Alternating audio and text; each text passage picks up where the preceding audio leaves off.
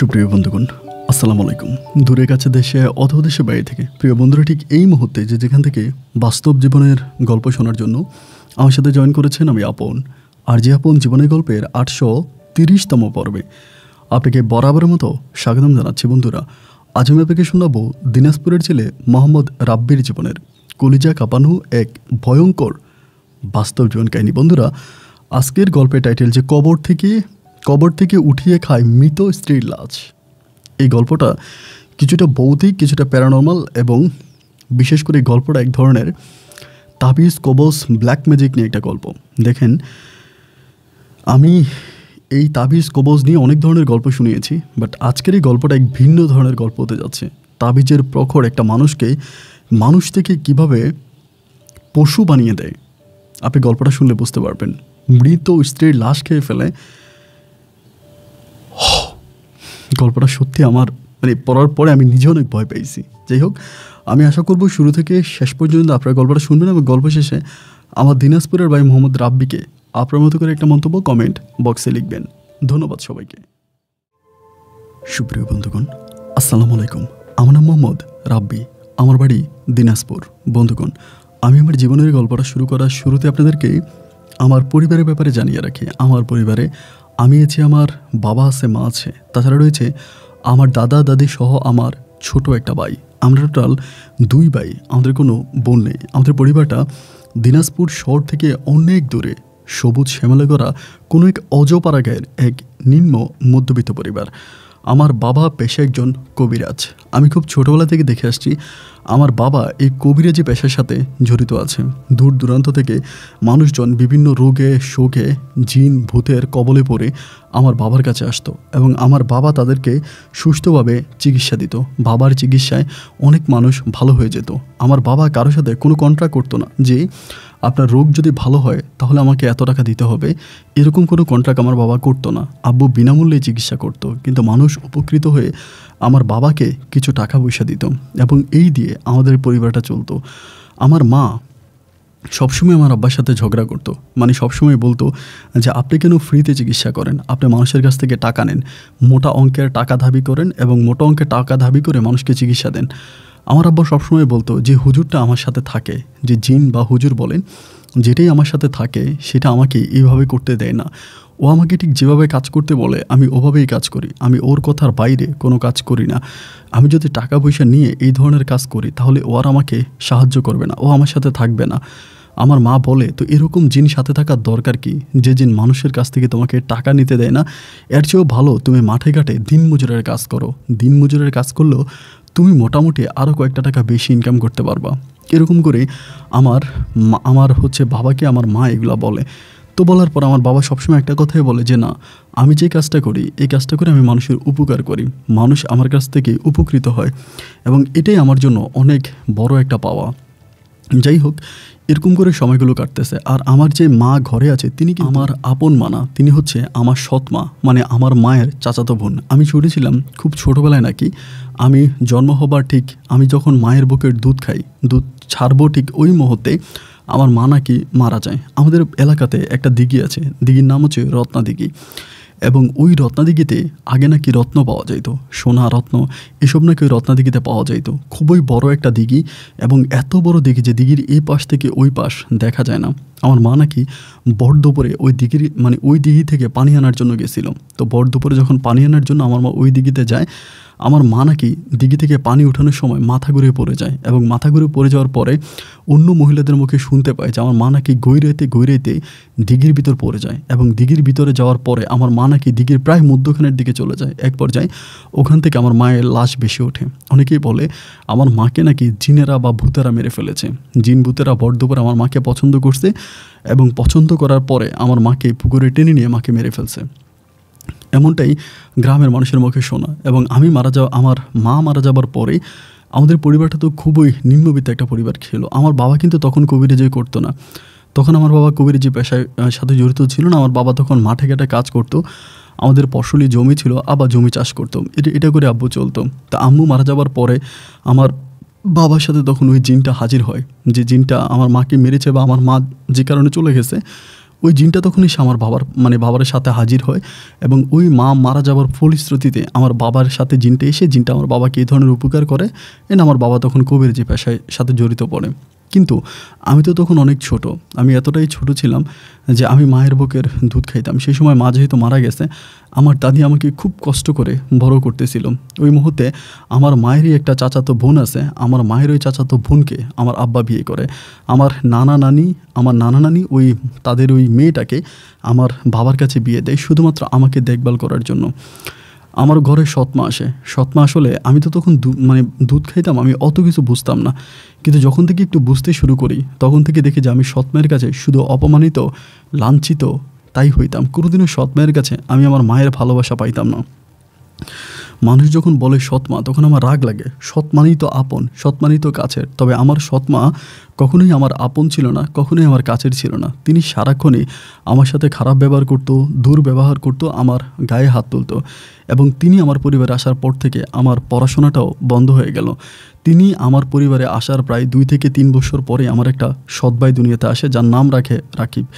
রাকিব দুনিয়াতে আসার পরে তো আমার ভাগ্য থেকে যতটুকু ভালোবাসা ছিল তাও মনে হয় মুছে যায়। রাকিব দেখতে অনেক বেশি সুন্দর হয়, যার জন্য আমার বাবা মা, আমার সৎমা, আমার বাবা, আমার দাদা দাদি সবাই রাকিবকে ভালোবাসে।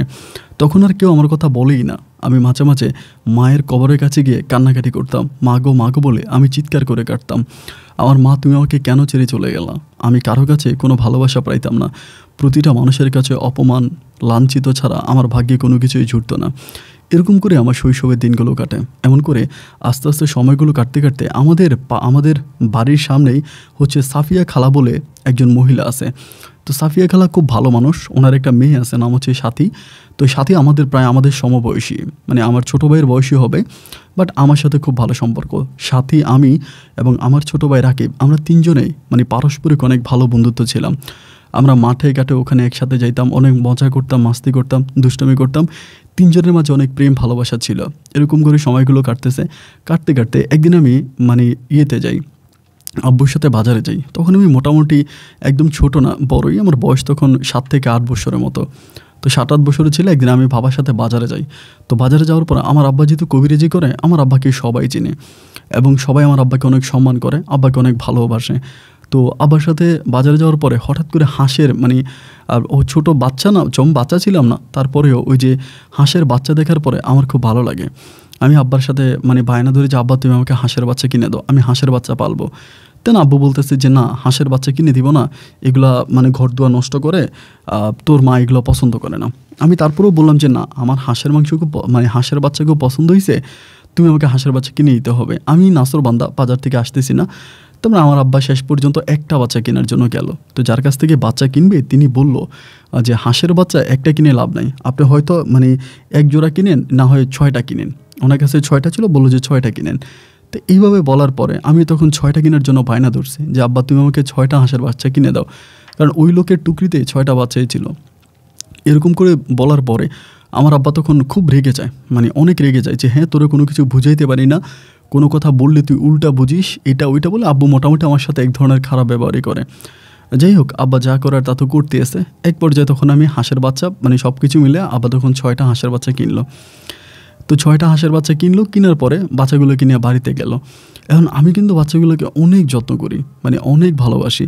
মনে হয় যে আমি না খাওয়াইয়া বাচ্চাগুলোরে খাওয়াই। এরকম করে কিছুদিন কাটার পরে বাচ্চাগুলো আস্তে আস্তে করে মোটামুটি বড় হয়, প্রায় অনেকটাই বড় হয়। বড় হওয়ার পরে আমার এই সাফিয়া খালা আমারে বলে, তুই বাচ্চারে খাওয়াস কি, হাঁসের বাচ্চারে কী খাওয়াস? আমি বললাম, খালা আমি তো ভাত খাওয়াই, তারপরে এটা ওইটা খাওয়াই। উনি তখন আমাকে বলে, শোন, হাঁসের বাচ্চা তাড়াতাড়ি বেড়ে যাবে, তাড়াতাড়ি বড় হয়ে যাবে, তাড়াতাড়ি ডিম দিবে যদি তুই এগুলোকে ঝিনুক খাওয়াস বা শামুক খাওয়াস। এটা আমাকে বলে। তা আমি তখন বললাম যে ঝিনুক আর শামুক আমি কোথায় পাবো? উনি বলে যে ঝিনুক শামুক পাবি রত্নাদিঘিতে প্রচুর পরিমাণে শামুক পাওয়া যায়, ওখান থেকে শামুক করে এনে তারপরে হাঁসের বাচ্চারে খাওয়া, দেখবি হাঁসের বাচ্চা বড় হয়ে যাবে, তাড়াতাড়ি বড় হবে, তাড়াতাড়ি ডিম দিবে। উনি যখন আমাকে এই কথাগুলো বলে আমি তখন বললাম যে বাহ, তাহলে তো ভালোই হলো। আমি যদি এরকমভাবে রত্নাদিঘি থেকে শামুক করে আনি এবং ওই শামুক যদি আমি আমার হাঁসের বাচ্চারে খাওয়াই, তাহলে হাঁসের বাচ্চা তাড়াতাড়ি বড় হয়ে যাবে, ডিম দিবে। আমি প্রায় প্রতিদিনই সবাইকে নিয়ে আমার যেই টিম ছিল, আমার ছোটো ভাই রাকিব, তারপরে সাথী, ওদের সবাইকে নিয়ে আমি তখন ওই দিঘিতে যাইতাম। প্রত্যেক দিনই সকালবেলা বা দুপুরবেলা অথবা বিকেলবেলা সময় করে দিঘিতে যাইতাম। 1 ঘন্টা 2 ঘন্টার মতো দিঘির পানিতে ডুবিয়ে ডুবিয়ে আমরা তখন শামুক কুড়াতাম এবং ওই শামুক এনে তারপর আমরা মানে করতাম আর কি, আমার হাঁসের বাচ্চাকে খাওয়াইতাম। এমন করে প্রায় 15 থেকে 20 দিনের মতো কেটেছে। 15 থেকে 20 দিন কাটার পরে একদিন অমাবস্যা ছিল, মানে আমার মা বলতেছে ওই সময় রত্না দিঘির ওইদিকে যাইস না এবং এই সময় দিঘির দিকে যাওয়াটা ঠিক হবে না, আম্মু আমাকে বলতেছে। বাট আমি আম্মুর কথা বিশ্বাস করলাম না। আসরের নামাজের পরে আমি আর আমার ছোটো ভাই রাকিব তখন মানে করানোর জন্য, শামুক করানোর জন্য তখন দিঘির দিকে যাচ্ছি। আসরের পরে মাগরিবের একটু আগে, মানে সারাদিন তো মা যেতে দেয় নাই, তো আসরের পরে মা একটু ব্যস্ত থাকে, তো আমার হাঁস মুরগা আছে ওইগুলো নিয়ে ব্যস্ত থাকে। তো আমার কথা মানে ওইখানে যাব, ল্যাংটা হয়ে দিঘিতে নেমে যাব এবং দিঘিতে ল্যাংটা হয়ে নেমে দিঘি থেকে আমরা শামুক করে নিয়ে আসব। আমি আর আমার ছোটো ভাই রাকিব মিলে এই পরিকল্পনা করলাম, করে আমরা তখন দিঘির পাড়ের দিকে যাচ্ছি। এখন দিঘির পাড়ের দিকে যাইতেছি, হঠাৎ করে ওই সময় কোত্থেকে জানি সাথী সামনে আসছে, মানে সাথী বাড়ি থেকে বের হয়েছে মনে হয় সন্ধ্যার পরে। ও তো আমার ছোটো ভাইয়ের বয়সী, মানে রাকিবের বয়সী। পরে বের হওয়ার পরে বলে তোমরা কই যাও? আমি তখন বললাম যে দেখ আমরা শামুক কুড়াতে যাচ্ছি, মা তো বুঝলো আজকে নাকি অমাবস্যা নাকি, ওইখানে যাইতে আমাদেরকে মানা করছে, তা আমি শামুক কুড়াইতে যাইতেছি, তুই কিন্তু আমার আম্মুর কাছে বলবি না। ও তখন বলে আমি সহ যাবো। আমি তখন বললাম আরে তুই যাবি মানে তুই কোথায় যাবি? ও বলে শামুক কুড়াইতে যাবো। আমি বললাম দেখ তুই মেয়ে মানুষ, তোর যাওয়াটা ঠিক হবে না, সন্ধ্যা হয়ে যাচ্ছে, আমাদেরকে যেতে দে, আমি আর আমার ভাই গিয়ে শামুক করাবো, তুই মানে বোন না ভালো তুই যাইস না। ও তখন বলে না আমি যাবই, আমাকে নিয়ে যাওয়াই লাগবে, আমি যাবই। তা রাকিব বলতেছে ভাইয়া ও যেহেতু এতবারই বলতেছে যাবে তাহলে ওরে নিয়ে আনেন, ও যাক। আমি বললাম আরে ও যদি যায় তাহলে তো আমরা ল্যাংটা হয়ে দিঘিতে নামতে পারবো না, মানে ও থাকলে কি ওর সামনে কি আর কাপড় খোলা যাবে? আমার ছোটো ভাই বলতেছে ও আর আমি একদিকে তাকাবো, তারপর তুমি কাপড় খুলে নেমে যাবা, তারপরে ও আরেক দিকে তাকাইলে আমি তখন কাপড় খুলে নেমে যাবো। এই কথা আমার ছোটো ভাই রাকিব আমারে বলে। ছোটো মানুষ তো, আমি বললাম আচ্ছা ঠিক আছে ওকে, এই কথাই রইলো। পরে ওরে নিয়ে গেছি, ও যেহেতু যাবেই যাবে ওরে নিছি, কিন্তু ওরে শর্ত দিছি যে দেখ তুই কিন্তু দিঘিতে নামতে পারবি না, কারণ আমরা কাপড় খুলে নামবো, তুই আমার দিকে তাকাইতেও পারবি না। ও আচ্ছা ঠিক আছে। পরে দিঘিতে গেলাম, যাওয়ার পরে রাকিব আর ও একদিকে তাকালো, আমি কাপড় খুলে টুপ করে দৌড় দিয়ে দিঘিতে নেমে গেলাম এবং ও আরেক দিকে তাকানোর পরে এবার রাকিবও তখন দিঘিতে নেমে গেছে। তাই দিঘিতে নাইমা তখন আমরা সবাই মিলে, আমি আর রাকিব মিলে তখন ঝিনুক করাইতে আসি, মানে শামুক করাইতে আসি। এক পর্যায়ে ও তখন হঠাৎ করে বলে ও নামবে, আমারে বলতেছে আমি নামবো। আমি বলি যে দেখ তুই নামিস না, কারণ তোর আম্মু কিন্তু তোরে মারবে, তোর আম্মু তোরে মারবে, এই সন্ধ্যার সময় পানিতে নামলে উনি তোরে মারবে, তোর কাপড় ভিজে যাবে। ও আমাদেরকে বলে ও নাকি ল্যাংটা হয়ে নামবে। আমি তখন বললাম তুই এত বড় মেয়ে কেমনি তুই ল্যাংটা হয়ে নামবি? ও বলে তোরা তাকাইস না, তোরা অন্যদিকে তাকা, আমি কাপড় খুলে নেমে যাবো। তাই না, ও তো এত বড় মেয়ে বলতে রাকিবের বয়সে আর কি, বুঝলি তো 5-6 বছর বয়স এরকম, হয়তো আর একটু বড় হবে। তাহলে আমি বললাম যে না রে এটা করিস না, তুই যদি শরীর তোর ভিজা থাকে তোর মা তোরে মারবে। ও বলে শরীর ভিজা থাকবে না, শরীর শুকিয়ে যাবে। এই কথা বইলা আমি আর রাকিব তখন দিঘির দিকে তাকালাম, উল্টা হয়ে ও তখন কাপড় খুলে দিঘির মধ্যে নেমে গেল। এখন দিঘির মধ্যে নামার পরে আমরা ওই দিন প্রচুর শামুক পাচ্ছিলাম, মানে অন্য দিনের তুলনায় আজকে অনেক শামুক পাচ্ছি, মানে হাত দিলেই শামুক আসতেছে। কিরে আজকে এত শামুক পাইতেছি। তা আমি আর রাকিব শামুক কুড়াতে একদম মানে হয়ে গেছে, লাইক মাতালের মতো হয়ে গেছি। শামুক কুড়াইতেছি, শামুক পাচ্ছি, হাত দিলেই শামুক পাচ্ছি, এরকম করতে শামুক কুড়াইতে হঠাৎ করে আমরা অনেকটা দূর সামনে চলে গেছি। তখন সামনে যাওয়ার পরে হঠাৎ করে আমার মনে হইলো কিরে সাথী কোথায়? পিছনের দিকে তাকিয়ে দেখতেছি সাথী নেই, মানে সাথী কিন্তু আমাদের দুজনের পিছনেই ছিল। আমরা দুজনের সামনে শামুক কুড়াচ্ছি পাড়ের মধ্যে দিয়ে, মানে আর ও পিছনে। তাহলে ও হঠাৎ করে দেখি যে ও পিছনের দিকে নাই। তোর পিছনের দিকে নাই, ভাবলাম ও উঠে গেল কিনা। রাকিবকে বললাম যে রাকিব তুই একটু উঠা যা তো, ও উঠে চলে গেল কিনা। রাকিব আমারে বলে আরে না ভাইয়া যাবে না, গেলে তো আমাদেরকে বলেই যাইতো। আমি বললাম গেলে বলে যাইতো এটা ঠিক আছে নাকি না বলেই চলে গেল? রাকিব আমারে বলে না ভাইয়া ও না বলে যাবে কেন, ও না বলে যাবে না। আমি রাকিবরে তখন ধমক দিলাম যে তুই বেশি কথা বলিস, তোর যেটা বলি তুই সেটাই কর, তুই যাইয়া দেখ যে ও আসে না চলে গেছে। রাকিব তখন বলতেছে আচ্ছা ঠিক আছে তাহলে আমি দেখি। কথা বলে রাকিব তখন কী করলো, ল্যাংটা অবস্থায় লাফ দিয়ে উঠলো পুকুর থেকে, উইটা ঘাটগুলি গিয়া মানে পাড়ে গিয়া বলতেছে আমারে ভাইয়া এখনও তো ওর তো কাপড় আছে এই জায়গায়, মানে আমাদের সাথেই তো ওর কাপড়গুলো ছিল, বলে ওর তো কাপড়ও আছে জুতোও আছে, মানে কাপড় জুতো দুইটাই আছে, ও যে ওইখানে নাই। তাহলে আমি বললাম কী রে তাহলে কাপড়ও আছে জুতোও আছে, ও থাকবে না কেন, ও কই গেছে? আমার ভাইয়া বলে মানে রাকিব বলতেছে ভাইয়া তাহলে মনে হয় পানির তলে ও ডুবে গেছে। ও কিন্তু সাঁতারও কাটতে পারতো, ছোটো হইলেও খুব ভালো সাঁতার কাটে। না আমি আর ওরে খুঁজতেছি পাই না কিরে দিতে মাগরিবের আজান দিয়ে দিছে। এখন আম্মু তো দেখছি আমি বাড়িতে নাই, আব্বু মনে কিছুটা বুঝতে পারছে, আব্বু আম্মু তারপর আমাদের গ্রামের প্রায় মোটামুটি আরও কয়েকজন মিলে আমাদেরকে খুঁজতে বেরিয়ে গেছে। আমি রাব্বি, তারপরে আমি রাকিব, এরপরে সাথী, কেউ তো নাই। পরে গ্রাম থেকে কয়েকজন মানুষ তখন দৌড়ে আসছে, আইসা আমাদেরকে বলতেছে, কিরে তোরা এই রাতের বেলায় দিঘির মধ্যে নাইমে আসছ কেন, কী হয়েছে? আমি তখন বলতেছি না। আর ওই সময় সাফিয়া খালাও আসছে। সাফিয়া খালা এসে জিজ্ঞেস করে, কিরে সাথী আসছে তোদের সাথে? এমন সময় তিনি সাথীর কাপড় দেখছে, মানে ওই যে গাটকুলে সাথীর কাপড় দেখে বলতেছে, কিরে সাথীর কাপড় এখানে, সাথী কই জোরে মানে বলতেছে। বলে আমি তখন বললাম যে খালা, সাথী তো আমাদের সাথে নামছিল দিঘিতে, এখন দিঘিতে নামার পরে আমরা সবাই একসাথেই নামছি, মানে আমরা শামুক খুঁজতে খুঁজতে হঠাৎ করে পিছনের দিকে দেখি সাথী নেই। এই কথা বলা মাত্রই তিনি তখন লাফ দিয়ে দিঘির মধ্যে পড়ে গেছে। লাফ দিয়ে দিঘির মধ্যে পড়ে সবাই বলতেছে যে হ্যাঁ আমার মেয়ের কী হয়েছে, কারণ ওই দিঘির তো একটা বদনাম আছে যে দিঘি মানুষ নিয়ে যায়, আমার মাকেও নিয়ে গেছে। তো একইভাবে তিনি তখন ভাবলো যে তার মেয়েরে মনে হয় দিঘিতে নিয়ে গেছে, এবং তিনি লাফ দিয়ে নামার সাথে সাথে আমাদের পাড়ার প্রায় সব মানুষগুলো একই সাথে দিঘির মধ্যে লাফ দিয়ে নেমে গেল। নেমে যাওয়ার পরে সবাই তখন ডুব সাঁতার দিয়ে সাঁতারেই খুঁজতেছে। আমার আব্বা তখন মন্ত্র পড়তে শুরু করলো, এবং অনেকক্ষণ ধরে মন্ত্র পড়ার পরে আব্বা কি বুঝছে আমি জানি না, আব্বা সবাইকে বলতেছে আপনারা উঠে চলে আসেন। ওই সময় কিন্তু আমার মা আমারে আর আমার ছোটো বাইরে টাইনে কিন্তু উঠে ফেলছে। আব্বু সবারই বলতেছে আপনারা সবাই চলে আসেন, দিঘিতে ওরে খুঁজে লাভ নাই, ও চলে গেছে। তা না আমার সাথীর মা তখন দৌড়ে এসে আমার আব্বারে বলতেছে, কি বলে না মেয়ে চলে গেছে? আমার মেয়ে কই চলে গেছে? বলে আপনার মেয়ে আরে আমাদের মাঝে নাই, আপনি কান্নাকাটি করেন, আপনি উঠে চলে আসেন। তাহলে সবাই আমার আব্বু উঠে চলে আসতে বলে। তো আব্বা যেহেতু একটু পীর সাহেব, মানে একটু এইসব টিয়া বুঝে, তা না আব্বুর কথা মতো সবাই তখন লাফ দিয়ে উঠে চলে আসছে। সাথে সাথে দিঘি থেকে সবাই উঠে গেছে। এরপর তো পুরো গ্রামে তখন কান্নার টোল বয়ে গেছে। সারাটা রাত জেগে গ্রামের সব মানুষগুলো আমার আব্বার উঠানের মধ্যে বসে আছে, আর আমার আব্বা তবজি হাতে নিয়ে মন্ত্র পড়তেছে। একটু পরপর আমার আব্বার মুখ থেকে রক্ত বেরোচ্ছে, কাশির সাথে রক্ত বেরিতেছে।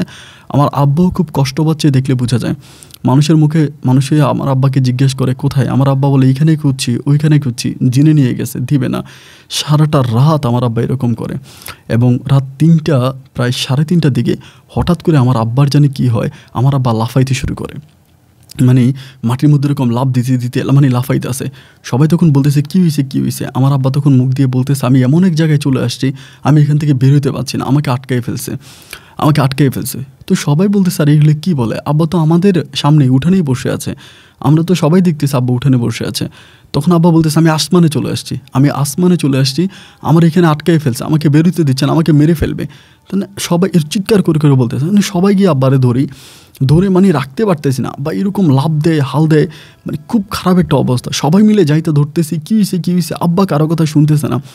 এরকম লাভ জাল দিতে একটা পর্যায়ে হঠাৎ করে ঠাস করে একটা শব্দ হয়।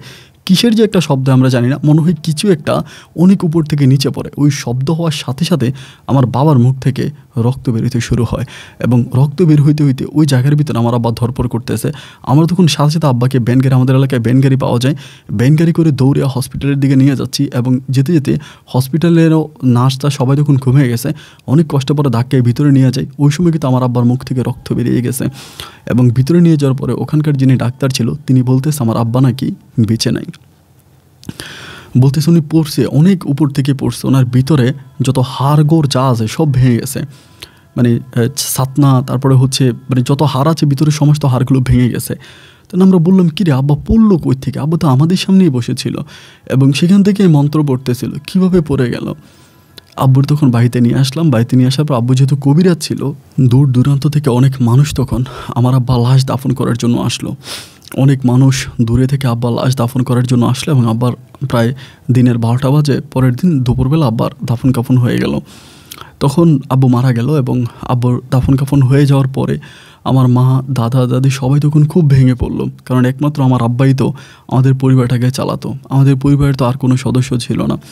একই রাতে সন্ধ্যার দিকে সাথী মারা গেল বলতে সাথী হারাই গেল, এবং রাতের শেষ অংশে আমার আব্বা আমাদেরকে ছেড়ে চলে গেল, আব্বু মারা গেল। একই বাড়ির মধ্যে 2টা মানুষ মারা গেছে, এবং এটা জানার পরে আমাদের পুরো গ্রামটায় তখন সুখের মাতল বইতে শুরু করে। মসজিদের হুজুর তখন দোয়া পড়তে শুরু করে, গ্রামের সব মানুষরা তখন ঘরে ঘরে নফল নামাজ পড়তেছে, যে যার মতো করে দান সরকাত করতেছে, আল্লাহকে ডাকতেছে। এরকম করে তখন সময়গুলো কাটতেছে।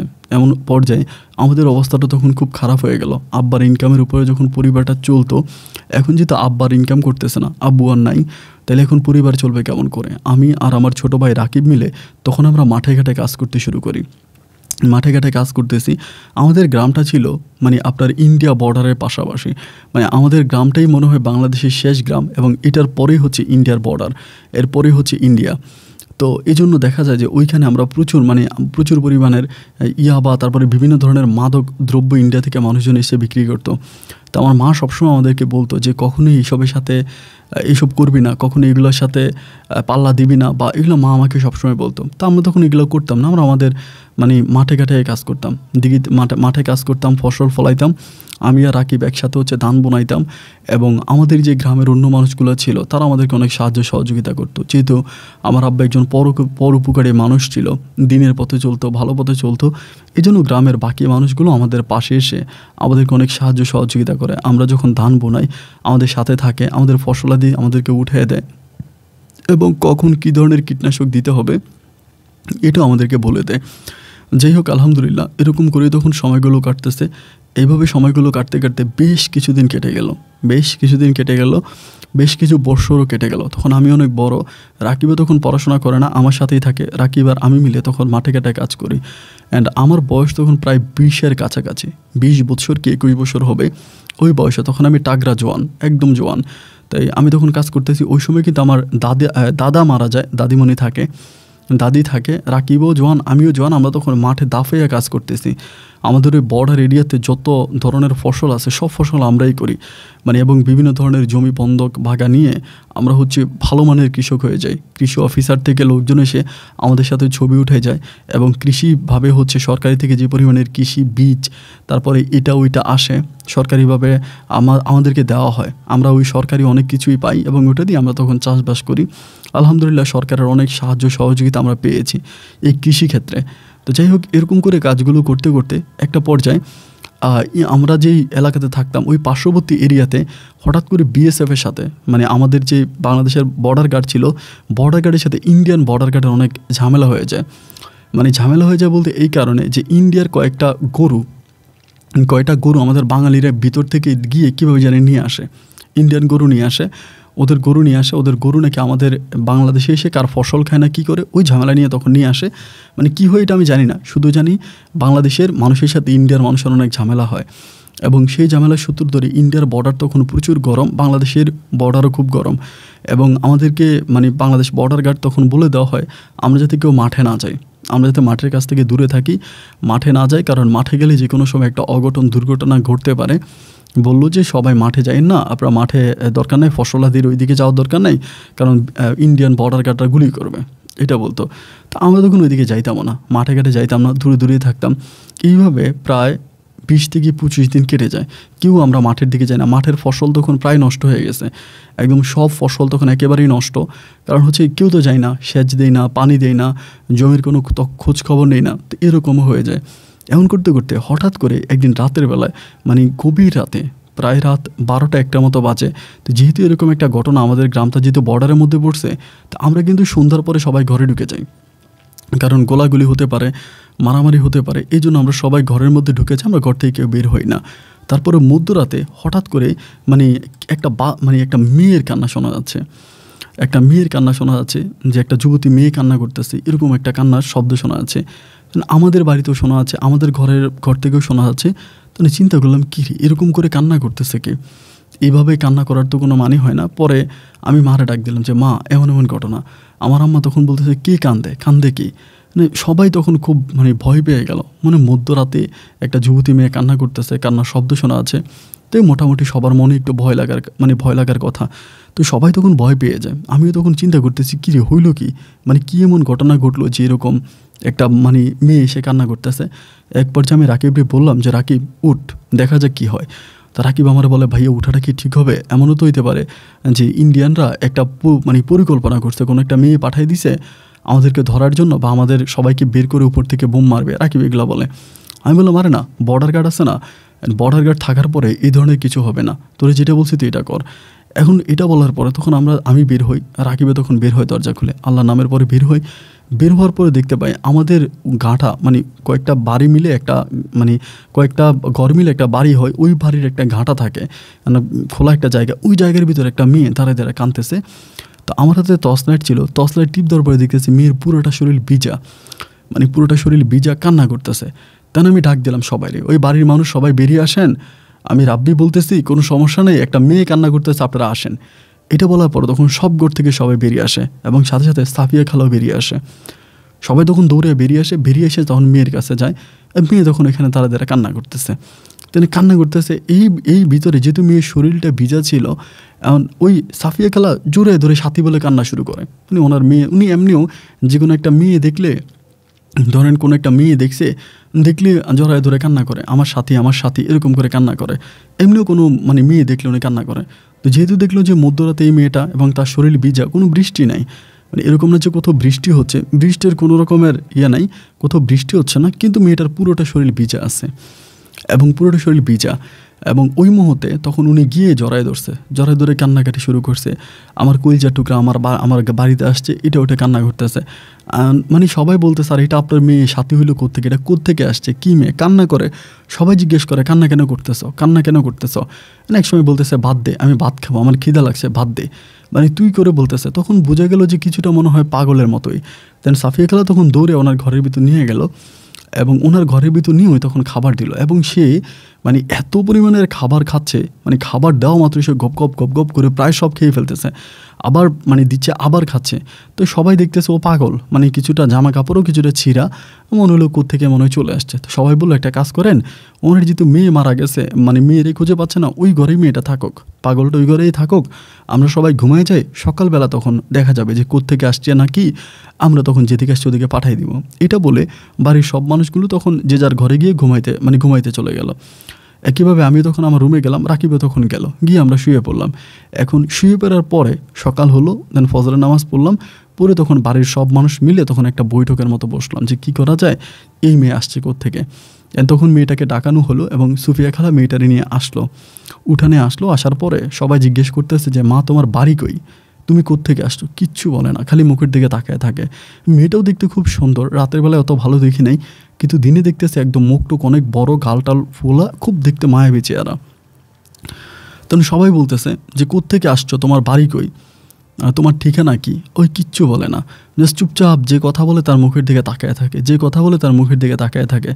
এমন করতে করতে সবাই জিজ্ঞেস করতেছে যে মা তুমি কোত্থেকে আসছো, তোমার ঠিকানা কি, তোমার বাড়ি কই, তোমার ঘর কই, কে তোমার বাবা, কে তোমার মা, তুমি বলো। ও কারো কোনো প্রশ্নের কোনো উত্তরও দেয় না এবং কার সাথে কোনো কথাও বলে না, জাস্ট নিচের দিকে তাকায় থাকে। এবং মানে ওরকম করে যখন কেউ একটু ধমক দিয়ে জিজ্ঞেস করে তখনই কান্না করতে শুরু করে। সবাই তখন খুব ভয় পেয়ে যায় যে কী ব্যাপার, এরকম কেন। এবং তখন বর্ডারে জানানো হয় যে এরকমভাবে, বর্ডার থেকে তখন বলা হয় যে ইন্ডিয়া থেকে একটা পাখিও নাকি ঢুকতে পারে না বাংলাদেশে। তো মানুষ তো দূরের কথা, তারা বলে যে না কোনো মানুষ ঢুকে নাই, মানে আমরা ইন্ডিয়া থেকে কাউকে ঢুকতে দেখি নাই, এটা সম্ভবত বাংলাদেশে কোনো মেয়ে হবে। সে কোনো কথাও বলে না। একটা জিনিস আছে না যে একটা কথা বললে হয়তো আমরা বুঝতে পারতাম, যদিও আসলে কথা বললেও বুঝার উপায় নেই, কারণ আমাদের বর্ডারের ওই পারে যে মানুষগুলো আছে তারাও সবাই মানে হিন্দিতে না বাংলায় কথা বলে, হিন্দিতে কেউ কথা বলে না। তো সেখানে মানে বোঝার কোনো উপায় নেই। তো বারবার তখন সবাই কথা বলতেছে, ওই কোনো কথা বলে না। দেখতে দেখতে প্রায় 12টার মতো বেজে গেছে। যখন 12টার মতো বেজে গেছে তখন ওখান থেকে বর্ডার গার্ডের লোকেরা আসছে, মানে বাংলাদেশের BSF আসছে। আইসা তখন তারা বলতেছে যে এ কোত্থেকে আসছে। দেন সবাই বলে যে এই ঘটনা হঠাৎ করে রাতের বেলায় কোত্থেকে আসে, মধ্যরাতে কান্নাকাটি শুরু করছে, আমরা সবাই মিলে ঘরে জায়গা দিলাম, এখন এই অবস্থা। তখন তারা বলতেছে একটা কাজ করেন, যেহেতু এরকমই ঘটনা, একটা মেয়েটাকে থানায় দিয়ে আসেন, থানা থেকে তখন তারা ইনকোয়ারি করবে যে কার মেয়ে, থানা থেকে ইনকোয়ারি করে দিয়ে দিবে। অ্যান্ড এই কথা বলার পরে সাফিয়া খালা তখন কান্নাকাটি শুরু করছে। উনি শুধু কান্নাকাটি না, মাটির মতো গড়াগড়ি শুরু করছে যে না আমি আমার মেয়েরে নিতে দিব না, এটা আমার মেয়ের সাথী, ওর শরীর ভিজা ছিল, ও পুকুর থেকে উঠে আসছে, ও রাতে আমার সাথে কথা হয়েছে, ও পুকুর থেকে উঠে আসছে, ওরে পুকুরে আটকায় রাখছে, তো ও পুকুর থেকে আসছে, উনি এটা বলতেছে। সবাই তখন বলতেছে আপনি কি পাগল হয়েছেন, আপনার মেয়ে এই আজকে 12-14 বছরের মতো ওরে পাওয়া যায় না, ও পুকুরে 12-14 বছর কি পুকুরের মধ্যে ডুব দিয়েছিল? উনি বলে হ্যাঁ পুকুরের মধ্যে ডুব দিয়েছিল, ওরে আটকায় রাখছে। কারণ আমার আব্বুর কথা বলে যে রাব্বির আব্বার যেরকম আকাশ থেকে ফালায় মেরে ফেলছে, আমার মেয়ের ওইরকম দিঘিতে আটকায় রাখছে, এটা আমার মেয়ের আমি নিতে দিব না, তোমরা আমার মেয়ের নিতে পারবো না। এই কথা বলে তিনি টানাটানি করেই তখন মেয়েটারে নিয়ে ঘরের মধ্যে ঢুকে যায়। ঘরের মধ্যে ঢুকে তিনি দরজা আটকায় দেয়, আর কাউরে ঢুকতে দেয় না। তারপরে বর্ডার গার্ডের ভাইরা, ওরা তো আমাদেরই লোক, তো তারা তখন বলতেছে একটা কাজ করেন, ইনিও তো ওনার মেয়েরে হারাইয়া অনেকটা বৎসর ধরে কাতর, মানে একটা মেয়ে পাইছে। তো যাই হোক, আমরা চলে যাই বর্ডারে। আপনারা বুঝে শুনে, এটা যেহেতু ওনার মেয়ে না, এটারে রাখেন না, রাখলে আপনারা একটা বিপদে পড়বেন, মানে একটা ঝামেলায় পড়ে যাবেন পরে। অ্যান্ড দেখা যায় কার মেয়ে না কার মেয়ে কোত্থেকে আসছে, আর মেয়ে তো ছোটো না, প্রায় যুবতী। তো এটারে দিয়ে আইসেন যে এটা বলে তখন বর্ডার গার্ডের লোকেরা চলে যায়। অ্যান্ড তখন আমরা সবাই মিলে মানে সাফিয়া খালারে বোঝাই যে খালা দরজা খোলেন, মেয়েটারে বের করে দিয়ে দেন, কারণ এই মেয়েটা কোত্থেকে আসছে আমরা কেউ জানি না। তো এইভাবে আপনি মেয়েটারে আটকায় রাখতেছেন, এবং কোত্থেকে কোন বিপদে আমরা গ্রামবাসীরা পড়ি, আমরা এমনিতেই তো সবাই বিপদ আছে, মেয়েটারে বের করে দেন। উনির কথা একটা জন্য মেয়েরে দিবে না, উনি বলে আমাকে তোমরা মেরে ফেলো, আমি আমার মেয়েরে নিতে দিব না। এইভাবে প্রায় 1 সপ্তাহের মতো কেটে গেল। এই মেয়ের কোনো সন্তানও আসে না। আমরা বিভিন্ন দিকে বিভিন্ন গ্রামে খবর পাঠাই যে মেয়েটা কোত্থেকে আসছে, তার ঠিকানা কি, অনেক দিকে খবর পাঠাই, কিন্তু কোনো দিকে কোনো ঠিকানা পাওয়া যায় না, মানে কোনো দিকে কোথাও পাওয়া যায় না যে মেয়ে কোত্থেকে আসছে, তার ঠিকানা কি, অনেক গ্রামে। এবং আমরা একটা পর্যায়ে সাফিয়া খালাম্মার অনুমতি ছাড়াই আমরা গ্রামে মাইকিং পর্যন্ত করি, বিভিন্ন গ্রামে অ্যানাউন্সমেন্ট করি, মাইকিং করে বলি যে এমন একটা মেয়ে পাওয়া গেছে। এবং ওই মাইকিংয়েরও কিন্তু কোনো সন্তান আসে না, কেউ মেয়েটাকে নিতে আসে না। মেয়েটা তখন পরিপূর্ণভাবে পাগল, মানে খাবার দিলে খাচ্ছে অ্যান্ড চুপচাপ বসে আছে, মানে একদমই পাগলের মতো, পুরোই পাগল। খুব কথাও বলে না, হয়তো 1 অক্ষর 2 অক্ষর, খুব মানে বাংলা কথা বলে খুব কম, এমনি কথা বলে না। এরকম করতে করতে প্রায় 1টা মাসের মতো কেটে গেল। এই পুরো 1টা মাস সাফিয়া খালা এই মেয়েটারে নিয়ে যে কত কী করলো, মানে বিভিন্ন ডাক্তার কবিরাজ অনেক কিছু মেয়েটারে করতেছে, বাট কোনোভাবে ভালো করতে পারতেছে না। এক পর্যায়ে গ্রামের সব মানুষ এই মেয়েটার প্রতি মায়া জন্মাই গেল, যে যাই হোক মেয়েটা যেখান থেকে আসছে, যে থেকে আসছে, কারো না কারো তো মেয়ে। মানে সবাই তখন গ্রামের মানুষ মেয়েটার প্রতি মায়া দেখাইতে শুরু করলো, ভালোবাসা দেখাইতে শুরু করলো, যে কোত্থেকে আসছে মেয়েটা, সবাই তখন এটার প্রতি একটা টান ভালোবাসা বেড়ে গেল। প্রত্যেকটা মানুষ তখন এই মেয়েটাকে ভালোবাসতে শুরু করলো। এবং এই গ্রামের কেউ ওই গ্রামের এক একজন এক এক ঠিকানা দিয়ে অমুক জায়গায় নিয়ে গেলে মেয়েটা ভালো করতে পারবেন, তো অমুক জায়গায় নিয়ে যান। এরকম করতে করতে আমাদের দিনাজপুরেরই একজন ভালো কবিরাজ, তিনি আমার আব্বারও খুব ভালো একজন বন্ধু ছিল। আমার মা তখন বললো যে ওই জায়গায় নিয়ে যান, ওই জায়গায় নিলে হয়তো মেয়েটারা ভালো করতে পারেন। আমাদের দিনাজপুরে ওনার বাড়ি, তো মেয়েটা তখন ওইখানে নিয়ে যাওয়া হয়। নিয়ে যাওয়ার পরে তিনি তখন ওই কবিরাজ বলে যে, উনি শুধু এটাই বলে যে মেয়েটা অনেক দূর থেকে আসছে, জিনেরা তারা নিয়ে আসছে, এবং জিনেরা তারা পছন্দ করে, এবং নিয়ে আসার পর তার দিঘিতে ফালাই দিছে। মানে আমাদের কবিরাজের ভাষ্যমতে যে জিনেরা তারা অনেক দূর থেকে নিয়ে আসছে, এবং দূর থেকে তারা নিয়ে যাওয়ার সময় ওই দিঘির মধ্যে তারা ফালাই দিছে, বা কোনো না কোনোভাবে সেখানে পড়ে গেছে, এবং দিঘিতে পড়ে সে দিঘি থেকে উঠে সেখানে আসছে, এবং তার স্মৃতিশক্তি সব জিনেরা নষ্ট করে ফেলছে, এবং তার কোনো কিছুই মনে নেই, তার অতীত স্মৃতি কোনো কিছুই মনে নেই, জিনেরা তার সব নষ্ট করে দিছে। তো সে জায়গা থেকে হুজুর তখন বলে, একটা কাজ করেন, দীর্ঘদিন তার চিকিৎসা করতে হবে, আমার এখানে রাখতে হবে, এবং আমার এখানে থেকে তার চিকিৎসা করতে হবে। তো সাফিয়া খালা তখন বলে, সমস্যা নাই, আমি আপনার এখানেই থাকবো, যত বৎসর লাগে তত বৎসরই থাকবো, বা তারপর আমার মেয়েটারে ভালো করে দেন। আমি চাই মেয়েটা ভালো হোক, সুস্থ হোক, এবং সে আমার মতো করে সবার সাথে থাকুক, আমি এটা আপনার কাছে চাই। তখন তিনি বলে যে ঠিক আছে, সমস্যা নাই, আপনি মেয়েটাকে এখানে রাখেন, এবং প্রয়োজন আপনি সহ থাকেন। তখনই সাফিয়া খালাম এই মেয়েটা নিয়ে ওখানে থাকতে শুরু করে। দীর্ঘ প্রায় 5 মাস পরে, 1 মাস 2 মাস নয়, দীর্ঘ 5 মাস পরে ও তখন মোটামুটি কথা বলতে পারে, আস্তে আস্তে মোটামুটি ঠিক হয়, কিন্তু নিজের কোনো ঠিকানা বলতে পারতেছে না, কোত্থেকে আসছে, তার বাবা মা বা বাড়িঘর এগুলো কোনো কিছুই বলতে পারতেছে না। বাট সাফিয়া খালার সাথে ভালোই কথা বলতেছে, ওনাকে মা ডাকতেছে, মোটামুটি সে তার মতো করে একটা ভালো অবস্থানে চলে আসছে। কিন্তু তার পূর্বপুরুষ, তার ঠিকানা, তার বাড়িঘর এগুলো কোনো কিছু জিজ্ঞেস করলে সে কিছু বলতে পারে না, জাস্ট নাম জিজ্ঞেস করলে নামটাও বলতে পারে না। তো সাফিয়া খালা তখন তার নাম সাথী রেখে দেয়, যেহেতু ওনার মেয়েকে উনি হারাইছে, মেয়েকে হারানোর পরে তখন তার নাম সাথী রেখে দেয়, যে এটার নাম সাথী, আজকে থেকে ওর নাম সাথী। তো সাথী নামে তখন এই মেয়েটা সবার কাছে পরিচিত, সবার সাথে মিলেমিশে থাকতেছে, সবার সাথে মাঠে ঘাটে যাচ্ছে, এবং আমিও আর আমার ভাই রাকিবও তখন ওই সাথী মনে করে আমরা তার সাথে মিশতেছি। আমাদেরও তখন খুব ভালো লাগে যে পুরনো সাথীকে আমরা আবার ফিরে পাইছি, এবং সবাই তো ভাবছি সাথী মারা গেছে, সাথী আর কখনো ফিরে আসবে না, অন্য রূপে সাথী ফিরে আসছে, এবং গ্রামের সব মানুষ তখন তাকে সাথী বলেই ডাকতেছে। সবার ঘরে ঘরেও যাচ্ছে, সবার ঘরে খাবার খাচ্ছে, সবার সাথে মিশতেছে, সবার সাথে তার খুব ভালো একটা পারস্পরিক সম্পর্ক হয়ে যাচ্ছে। গ্রামের সব মানুষকে অনেক ভালোবাসতেছে, এবং ও সবার সাথে খুব ভালো করে মিশতেছে। এরকম করে সময়গুলো কাটতে কাটতে ও তখন মোটামুটি অনেক ভালো হয়ে যায়, অনেক সাজুগুজু করে, সবার সাথে মিশে। মানে একটা কথার উত্তরে সে শুধু দিতে পারে না যে তোমার বাড়ি কই, তুমি কোত্থেকে আসছো, তোমার ঠিকানা কি, ওই একটা কথার জবাব ছাড়া ও সব কথা বলে, এবং সব কথার খুব সুন্দর করে উত্তর দেয়। এরকম করতে করতে এই মেয়েটাকে একটা পর্যায়ে আমার খুব ভালো লাগতে শুরু হয়। মানে ভালো লাগতে শুরু হয় বলতে তাকে নিয়ে অনেক নিজের মনে অনেক কৌতূহল প্রশ্ন জাগে এবং জাগার পরে একটা সময় তাকে আমার ভালো লাগে। তো তার যখন আমার ভালো লাগে আমি ভালো লাগার বিষয়টা আমার ছোটো ভাই রাকিব রে বলি যে রাকিব দেখ এই সাথী মেয়েটার আমার ভালো লাগে, আমি তার বিয়ে করবো। মানে ছোটো ভাই আমার রাকিব ও যদিও ছোটো কিন্তু আমার কথা শোনে, মানে আমি যা বলে আমার সব কথাই শোনে ছোটো ভাই। তো ও তখন বলে আচ্ছা ঠিক আছে, ও তখন ওই মেয়েরে গিয়া আমার তরফ থেকে এটা ওইটা বলে আসে, এমনি অমনে বলে। এবং একটা সময় আমি ওই মেয়ের জন্য প্রেমের চিঠি লিখি, ভালোবাসার চিঠি লিখে রাকিবকে দিই এবং রাকিব ওই চিঠি নিয়ে আমার আম্মার হাতে দিয়ে দেয়। মানে এতদিন পর্যন্ত ও আমার কথা শুনতো, আমার কথা মানতো, জানি না হঠাৎ করে এই চিঠিটা দেওয়ার পরে ও কেন এটা আমার আম্মুর কাছে নিয়ে দেয়, এটা কেউ ইচ্ছা করে দেয় নাকি কেন দেয় আমি জানি না। চিঠিটা নিয়ে আম্মার কাছে দেয় এবং আম্মুর কাছে দেওয়ার পরে আম্মা তখন আমার সাথে খুব খারাপ ব্যবহার করে, যে মেয়েটা মানে আসছে তার বাড়িঘর কোনো কিছুই তার জানা নাই, চেনা নাই, গরিব একটা মেয়ে এবং তার কোনো ঠিকানাও জানা নাই, অসুস্থ একটা মেয়ে, এই মেয়ের সাথে তুই প্রেম করতে চাস, ওই মেয়ের তুই প্রেমের প্রস্তাব দেস, তুই এত খারাপের খারাপ। মানে মা আমার সাথে খুব দুর্ব্যবহার করে, অনেক খারাপ ব্যবহার করে। দেন আমি তো আসলে আমার মনে কোনো খারাপই রেখে বা নিজের মনে কোনো খারাপ ধরনের চিন্তা ভাবনা করে তার আমি এটা লিখি নেই, আমি তো এমনিই লিখছি সরল মনে। কিন্তু আমার আম্মা বিষয়টা অনেক খারাপভাবে নিয়ে যায়, খারাপভাবে নিয়ে গিয়ে আমার সাথেও খুব খারাপ ব্যবহার করে, দুর্ব্যবহার করে, যেহেতু এটা ভালো করস নাই, এটা ওইটা অনেক কিছু বলে। যাই হোক, এরপরে আমি আর এই মেয়ের বিষয়ে আর কোনো কথা বলি না বা ওই মেয়ের সাথে আমি আর মিশতে চাই না। এরকম করে প্রায় 2 থেকে 3 মাসের মতো কেটে যায়। 3 মাস পরে আমার একদিন মেয়েটা পুকুরে গোসল করতে যায়, মানে ওই দিঘিতে কিন্তু কেউ গোসল করে না, রত্না দিঘিতে। দিঘিটা তখন খুবই মানে পরিত্যক্ত হয়ে গেছে, মানে কেউ দিঘির পাড়ে যায় ঠিক আছে, কিন্তু কেউ দিঘিতে নামে না। তো আমাদের একটা পুকুর আছে, পুকুরেও গোসল করতেছে। তো শীতকাল ওই সময়, তো শীতকালে দেখবেন কি যে মেয়েরা দল বেঁধে গোসল করতে যায় দুপুরবেলা। তো গোসল করতে গেছে, আমি আসলে জানি না, আমি আসলে ইচ্ছা করে তাকাই নাই, এমনি তার দিকে আমার নজর গেছে, তার গোসল করার দিকে আমার নজর গেছে। আমি ওই মানে মাঠের মধ্যে গরু চড়াচ্ছিলাম, তো গরু চড়াতে তো গোসলের দিয়ে আমি তাকাই আছি। এই জিনিসটা মানে সাফিয়ার মা তখন দেখে ফেলে, সরি ওই সাথীর মা তখন দেখে ফেলে, সাফিয়া খেলা দেখে ফেলার পরে তিনি তখন এই কথাটা আমার আম্মুকে বলে। আম্মুকে বলার পরে আম্মু তখন খুব রাগারাগি করে আমার সাথে আবারও, যে মেয়েরা গোসল করতে যায় তুই গোসলখানার দিকে তাকিয়ে থাকিস, তারা গোসল করে তুই কী দেখিস, মানে মোটামুটিভাবে মনে না যে মরার উপর খাড়া। আম্মু আমার সাথে সবসময় খুব খারাপ ব্যবহার করে, বিশেষ করে এই মেয়েটার বিষয় নিয়ে।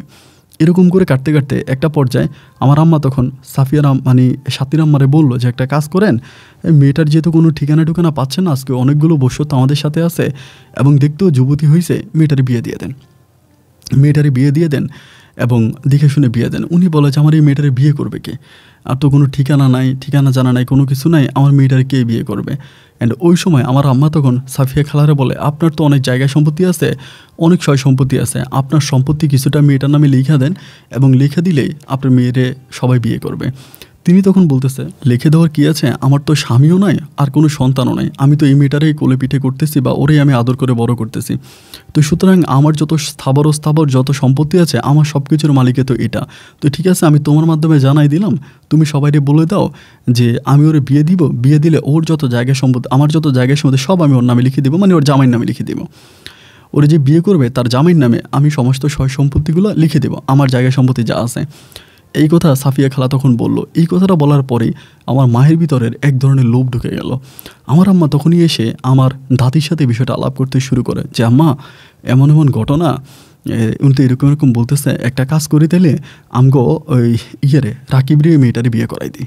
আমার মা বলতেছে আমার দাদিরে যে রাকিবরে মেয়েটারে বিয়ে করাই দিই। তো যখন এটা আমার দাদিরে বললো, আমি তখন কথাটা শুনছি। শোনার পরে আমার ভিতর তখন অনেক কষ্ট লাগছে, মানে অনেক খারাপ লাগতেছে যে আসলে আমি তো বড়, রাকিব তো ছোট। আমার আম্মা যদি বিয়ে করাবে তাহলে তো আমাকে বিয়ে করাইতে পারে, কিন্তু আমাকে বিয়ে না করায় রাকিবকে কেন বিয়ে করাবে। যদিও দাদি এই কথাটা আমার মাকে বলে যে রাব্বিরই বিয়ে করাবো না, রাব্বি তো বড়। মানে তখন আমার মা দাদিরে বলে যে সমস্যা নাই, রাব্বির আমরা অন্য কোথাও বিয়ে করাবো, বাট এই মেয়েটার আমার খুব ভালো লাগছে, এটা আমি রাকিবরে বিয়ে করাবো। মানে মূলত আমার আম্মার ভিতরে একটা লোভ ঢুকে গেছে, যেহেতু ওই খালাইটা বলছে যে তার সমস্ত সয় সম্পত্তি লিখে দিবে। আমার আম্মার ভিতরে প্রচণ্ড রকমের লোভ ঢুকে গেছে এবং লোভের বশবর্তী হয়ে আমার আম্মা তখন এই কথা বলতেছে। তো যাই হোক, আমার ভিতর তখন খুব খারাপ লাগা কাজ করতেছে। আমি তখন খাওয়া দাওয়া করি না, ঘুমাই না, খুব মনের ভিতর অনেক কষ্ট যে এটা কেন হইলো। আসলে আমি পছন্দ করলাম এবং আমি পছন্দ যে করছি এটা তো রাকিব জানে, এবং আমার মাও কিছুটা বুঝতে পারছে যে আমি তার প্রেমের চিঠি লিখছি।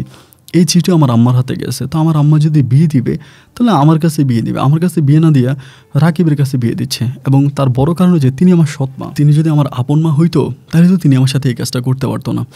যাই হোক, এরপরে আমার মা গিয়ে তখন সাথীর মাকে মানে সাফিয়া খালারে বলে যে আমার রাকিব রে আপনার মেয়েকে বিয়ে করাবো, এখন আপনি যদি অনুমতি দেন আমি নিজের মেয়ের মতো করে রাখবো, আমার বাড়িতে থাকলে মেয়েটাও সবসময় আপনি দেখতে পারবেন, আপনি তার খোঁজখবর নিতে পারবেন, অলওয়েজ মা মেয়ের সাথে একটা ভালো সম্পর্ক থাকবে, কোনো ধরনের সমস্যা নাই, আমি রাকিব রে আপনার এই মেয়েটাকে বিয়ে করাবো।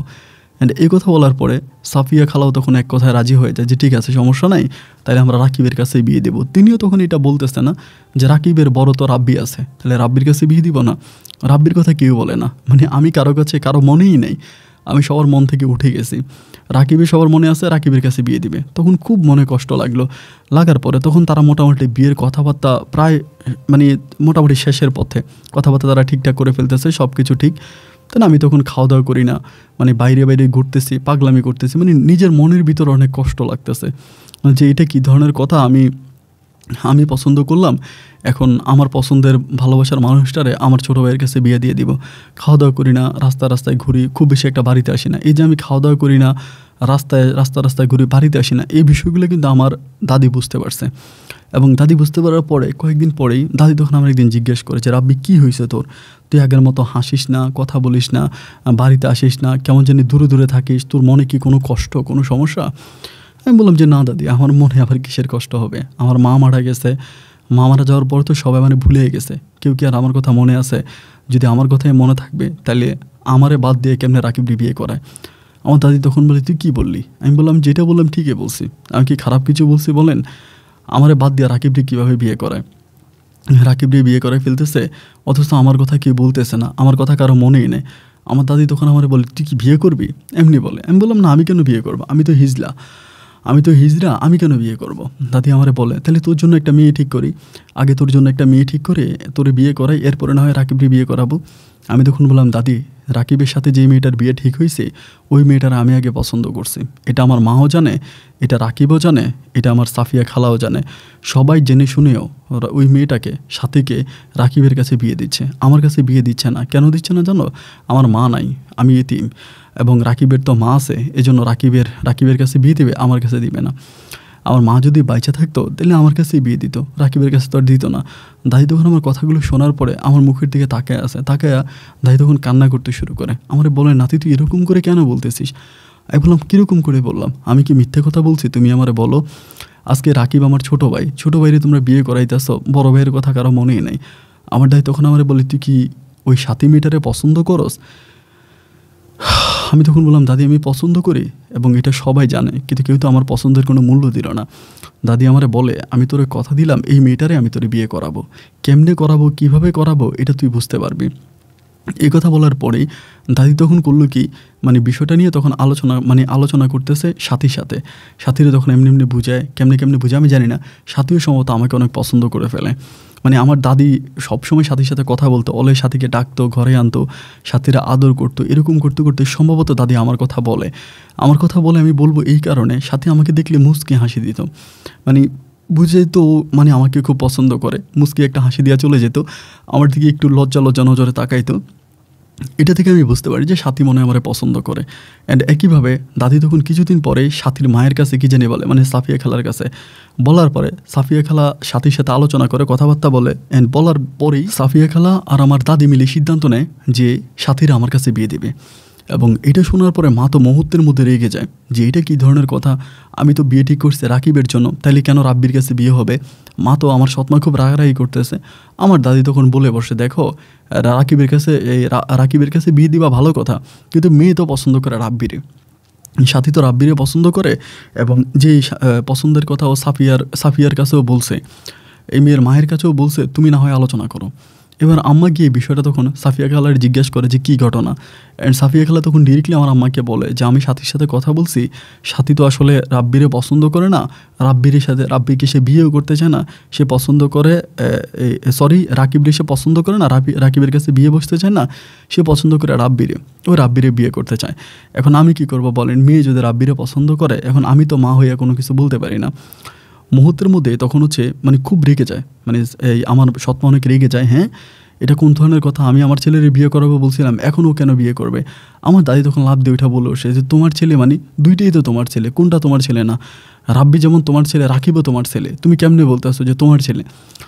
পরে এইরকম করে আমার দাদি তখন পুরো আমার সাপোর্টে চলে আসে, সাফিয়া খালাও আমার সাপোর্টে আসে এবং সাথীও সম্ভবত আমাকে পছন্দ করে, বাট আমি জানি না, বোঝা গেল যে মনে হয় আমাকে পছন্দ করে। এবং সেই জায়গা থেকে তখন রাকিবের সাথে বিয়ে না হইয়া আমার বিয়ে হয়, মানে রাকিবের সাথে সাথীর বিয়ে না হইয়া সাথীর বিয়ে তখন আমার সাথে ঠিক হয়।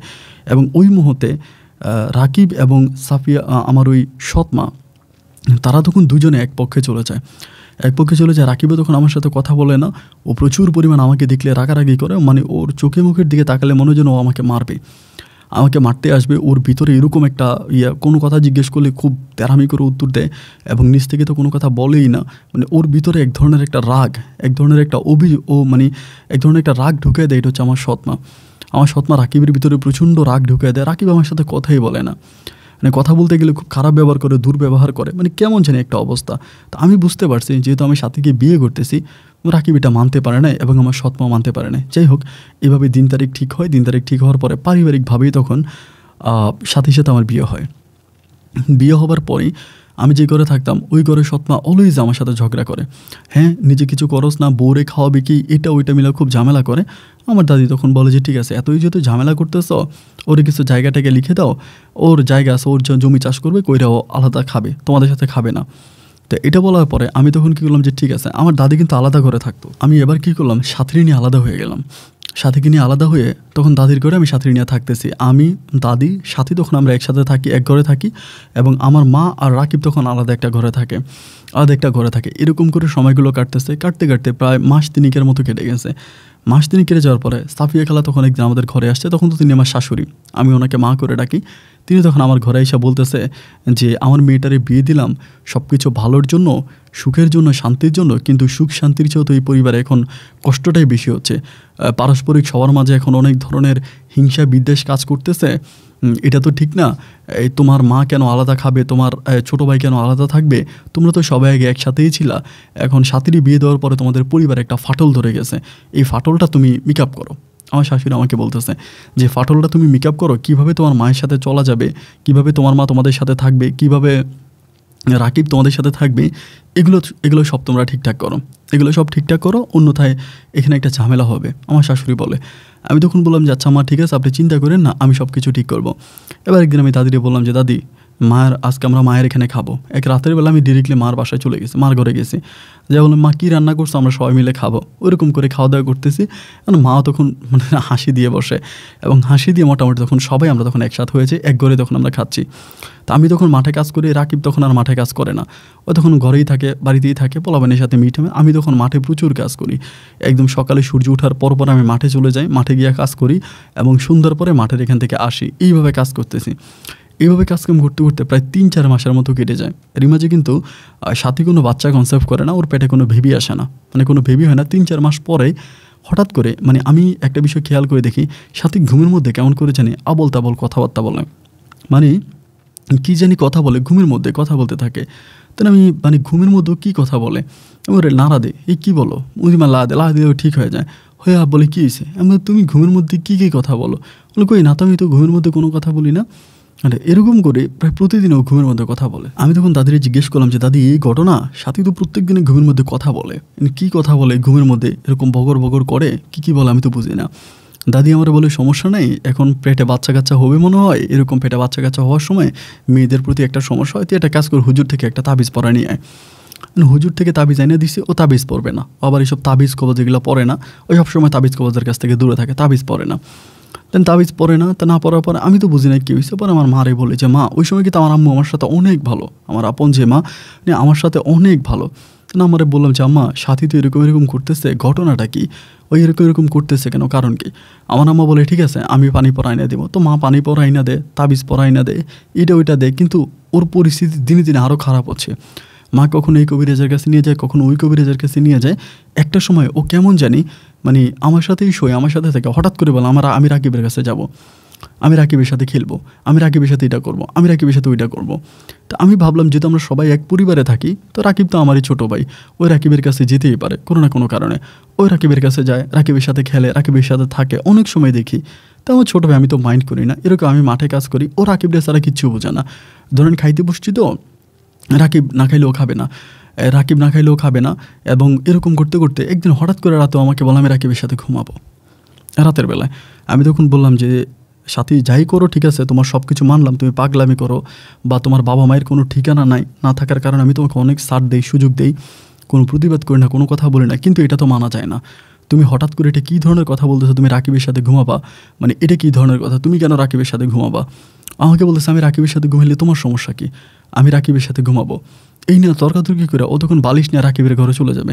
আমি দাদিরে বললাম যে দাদি এটা কি? দাদি আমার বলে চুপ থাক, এটা মানুষ জানাজানি হলে এটা খারাপ দেখা যাবে, এটা আমরা পরে দেখবো। ও ঠিকই রাকিবের ঘরে গিয়ে দরজা ধাক্কানো শুরু করছে। রাকিব দরজা খুলে ঘরের ভিতরে নিয়ে চলে গেছে এবং ঘরে ঢোকার পরে রাকিব তখন ভিতর থেকে দরজা লাগাই দিছে ওর রুমের ভিতরে। তখন তো আমার মাথায় আসমানটা ভেঙে পড়তো, এটা কি এই ধরনের কথা?